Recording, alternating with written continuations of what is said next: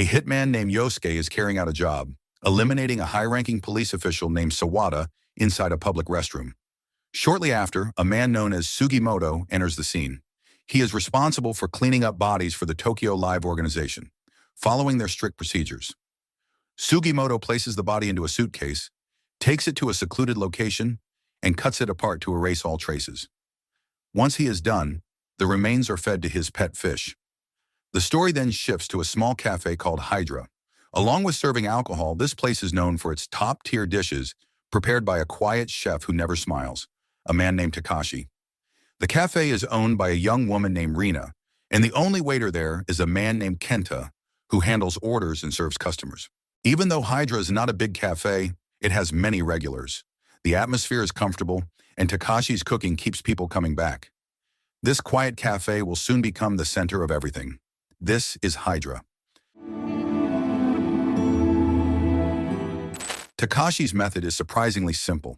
He studies his customers' faces, judging whether they are drunk or sober.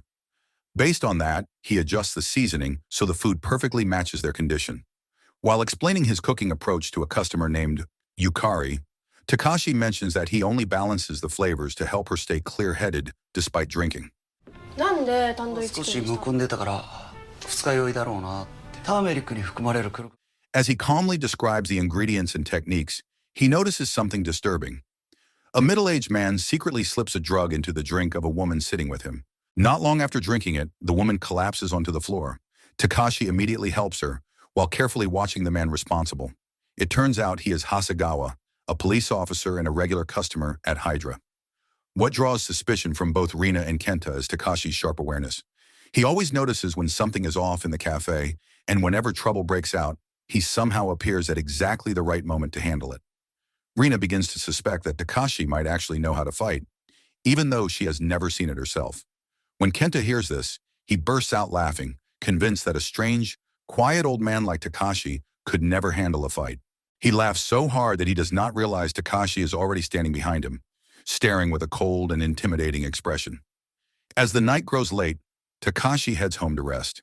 He walks alone through the quiet city streets, unaware that back at the cafe, Kenta is asking Reena about who Tekashi really is.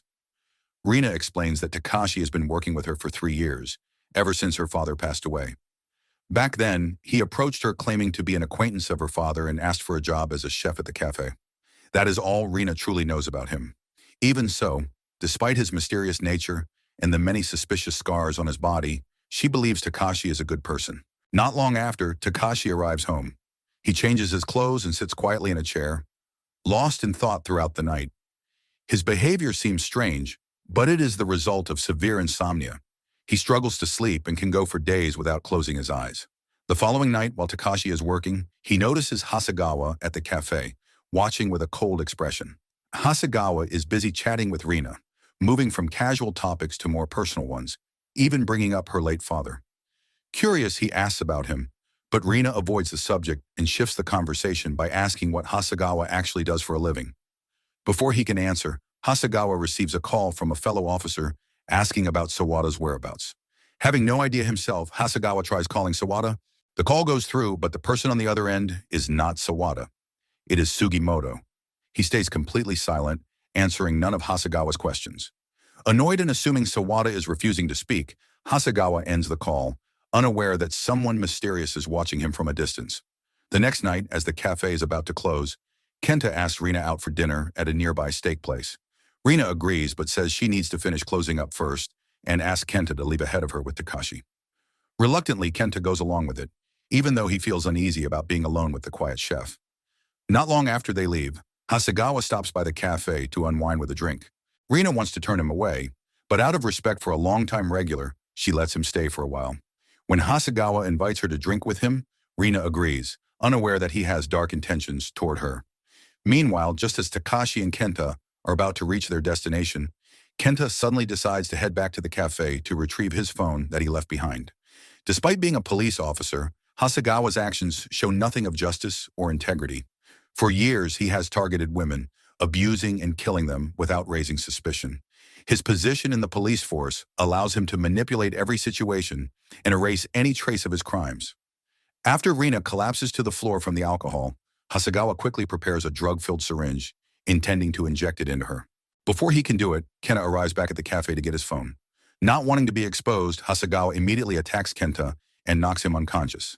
Hasegawa continues what he started, but Tekashi arrives at the perfect moment.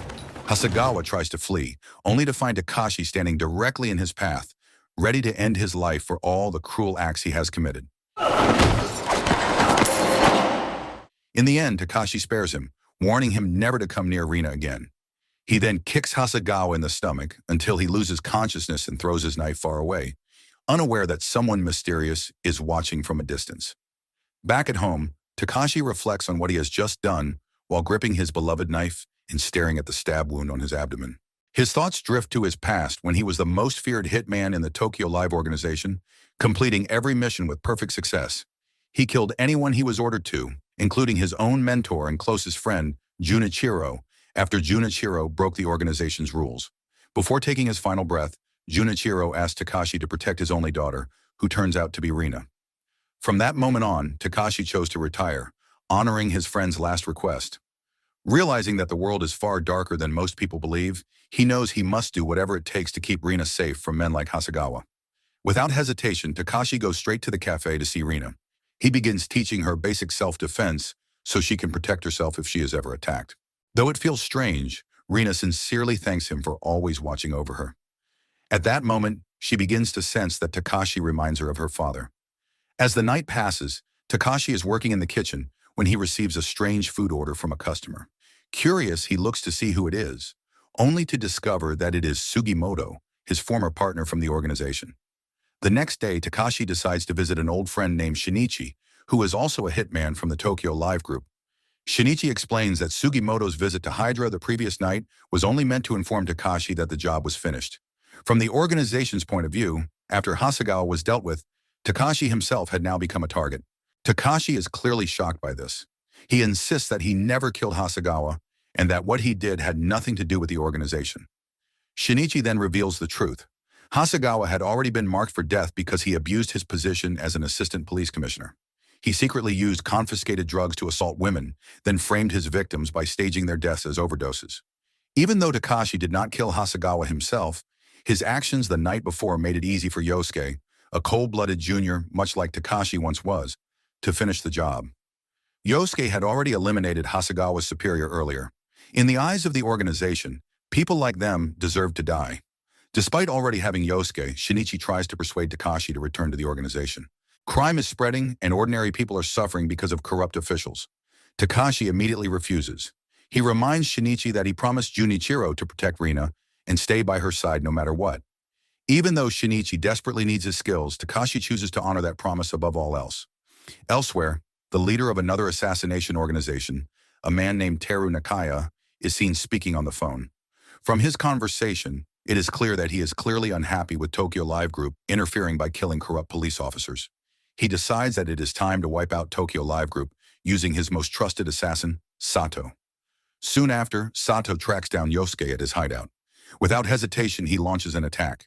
A brutal fight breaks out, with both assassins trading relentless blows.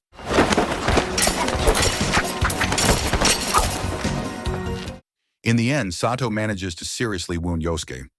Realizing he cannot win, Yosuke is forced to flee. Back at his home, Tekashi sits alone, lost in thought. His mind drifts back to his childhood, when he was taken in by Junichiro after losing his parents. Junichiro was also one of the founders of Tokyo Live Group. Growing up in that environment, Tekashi had no choice but to follow a path where everyone around him was a killer. For years, Tekashi was trained to become the deadliest weapon the organization had. After his first kill, he turned into something savage whenever he faced a target. Then one day, he was ordered to assassinate Junichiro himself. Tekashi carried out the mission, but before dying, Junichiro revealed that the organization had betrayed them both. Enraged by the truth, Tekashi stormed the headquarters and killed Mr. Kensky. From that moment on, he never set foot in the organization again. The following day, Tekashi returns to see Shinichi, only to receive devastating news. Yosuke has been found dead. Once again, Shinichi urges Tekashi to come back to the organization and help hunt down the assassin responsible. Tekashi refuses without hesitation. He has no desire to step back into the darkness he left behind.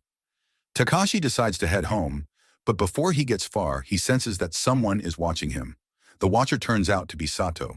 At first, Tekashi assumes he is the next target. Soon he realizes the truth. Sato is after Reena, using her as bait to force Tekashi to come alone. Sato takes Reena's phone and sends a video to Kenta, instantly making both Kenta and Tekashi fear for her safety. Kenta panics and wants to report the kidnapping to the police, but Tekashi stops him. He knows that Sato could kill Reena at any moment. Kenta becomes even more desperate and wants to rush to Reena's location. Tekashi refuses to let him come along, realizing that Kenta would only slow him down. Before moving to rescue Reena, Tekashi uses a public phone to contact Sugimoto, asking him to prepare for cleaning up the body of a hitman who will soon die in a warehouse. Tekashi then runs to the address Sato provided. When he arrives, he finds Reena unconscious, her hands and feet bound. Without wasting a second, he frees her. Suddenly, Sato launches an attack from behind. Both Tekashi and Sato are exceptional fighters, leading to a fierce and intense battle. Their skills are evenly matched, but Sato gains a brief advantage by using a small knife.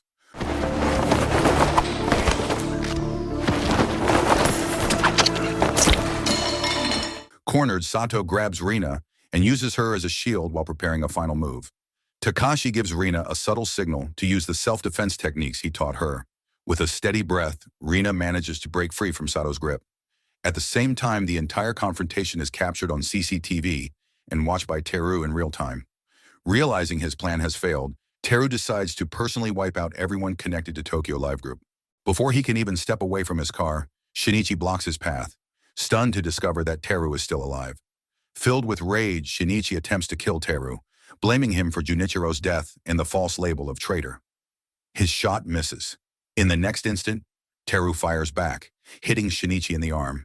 Teru immediately drives away, leaving Shinichi behind, wounded and bleeding from his right arm. Back at Reena's location, she is clearly relieved and happy to see Tekashi after he defeats Sato.